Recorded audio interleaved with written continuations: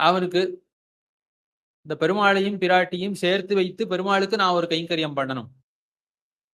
நான் பெருமாளுக்கு உபகாரம் பண்ணி ஒரு ஏத்தம் பெறணும்னு அவனுக்கு நோக்குன்னு விளையாட்டா வசித்தரோட போட்டி அவருக்கு இருந்தனால விளையாட்டா ஒரு அர்த்தம் சொல்றது உண்டே ஒழிய, உண்மையான தாத்பரியம் அவனுக்கு பெருமாளுக்கு நான் ஒரு இந்த விதமா ஒரு கைங்கரியம் பண்ண வேணுங்கிற ஒரு ஆசை இருக்கிறது என்ன இப்படி சொல்லுவார்கள். அதற்காகத்தான் அவன் வந்திருக்கான் உண்மையில.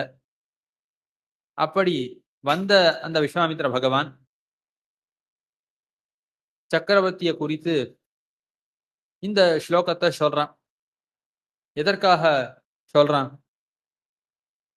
அப்படின்னா, இந்த பெருமாளுக்கு வயச இட்டு சின்ன வயச உடையவர் அப்படிங்கிறத இட்டு இன்னும் 16 வயசுன்னு ரொம்ப மேல 16 வயசா 12 வயசான்னு விசாரம் பண்ண போறார் பெரியாச்சன் பிள்ளைய தனிஷ்லோக வியாக்கியானத்துல. இப்போதைக்கு 16 வயசு நிரம்பலங்கிற வரைக்கும் நிச்சயம் அதை வைத்துக் கொள்வோம். அந்த ஸ்லோக வியாக்கியானத்துல எவ்வளவு வயசு நிர்ணயம் பண்ணி காட்டுவார், அப்ப பார்த்து கொள்ளலாம். ஆக 16 வயசு நிரம்பாத ஒரு பிள்ளை, சின்ன பிள்ளை அப்படின்னு இவருக்கு யுத்தம் பண்ற யோக்கியதை இல்லை நீ சொல்லலாம்.